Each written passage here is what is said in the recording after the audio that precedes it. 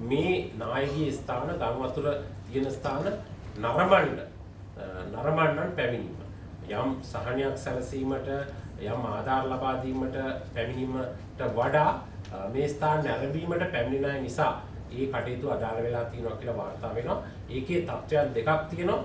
එකක් ඒ කටයුතු අදාළ වෙනවා.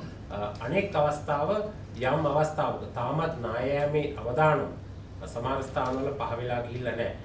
ඒ නිසා මේ තත්ත්වයට පිරිස ඒකරාශී වුණොත් ඔවුන්ගේ ජීවිත සම්බන්ධවත් යම් අවදානමක් තත්ත්වයක් ඇති වෙලා තිනවා. ඒ නිසා විශේෂයෙන්ම අපි ඉල්ලා සිටිනවා මේ ආපදාවන්ට ලක් වූ ප්‍රදේශවලට නැරඹීමට යාමෙන් වළකින ලෙසට.